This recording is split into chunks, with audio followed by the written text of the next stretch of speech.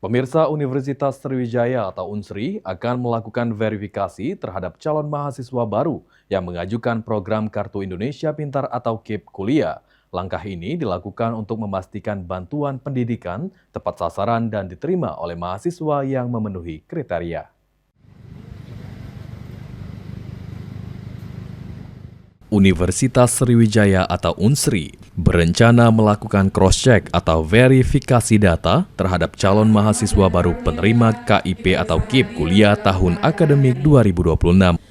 Verifikasi data dilakukan menyusul tingginya jumlah pengajuan bantuan pendidikan tersebut dari peserta yang dinyatakan lulus melalui jalur seleksi nasional berdasarkan tes atau SNBT. Dari total 3.899 calon mahasiswa yang dinyatakan lulus SNBT, hampir 30% diantaranya mengajukan KIP kuliah. Melalui proses verifikasi ini, pihak universitas akan meneliti kelengkapan dokumen serta kesesuaian data ekonomi calon penerima agar bantuan yang diberikan benar-benar diterima oleh mahasiswa yang membutuhkan. Unsri menegaskan, proses cross-check menjadi bagian penting dalam menjaga akuntabilitas dan ketepatan penyaluran program KIP kuliah.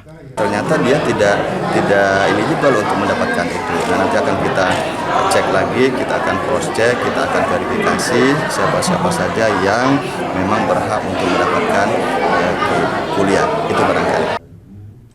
Hasil verifikasi nantinya akan menjadi dasar penetapan mahasiswa yang berhak menerima KIP kuliah pada tahun akademik ini. Tim Liputan PAL TV.